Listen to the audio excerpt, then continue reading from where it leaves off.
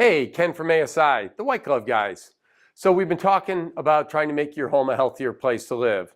So far we've talked about source removal, we've talked about filtration, we've talked about dilution is all contributing to a healthier house. Well, the humidity level is also a contributing factor.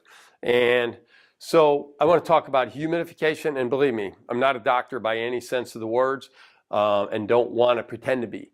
But when humidity levels fall too low, and we live in the desert here in San Diego, when the humidity levels fall too low, you basically, your hair follicles, all your sinus passages dry out, and it's easier for you to ingest small dust particles, pollens, and things like that. So keeping your humidity levels above 35% and below 55% is sort of the sweet spot. Okay, so now you could do this whole house. You could get a whole house humidifier if you'd like. That's a way of doing it. But once again, you could also go with like just little portable humidifiers. The idea is to keep it in that 35 to 55% range. Now, one thing to be careful of is too much humidity. Now, people in beach communities living on canyons, oftentimes they could, especially people on canyons, north facing and things like this, they can wind up with too much humidity where they actually wind up with mold in closets and things like that.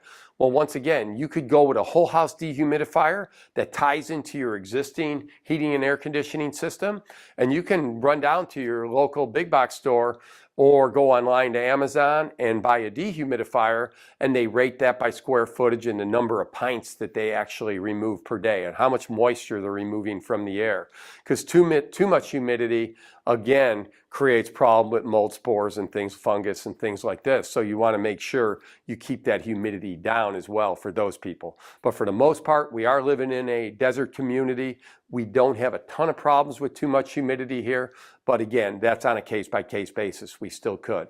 So keeping your humidity level, another contributing factor to making your home healthy. Thanks so much. We'll see you on our next video.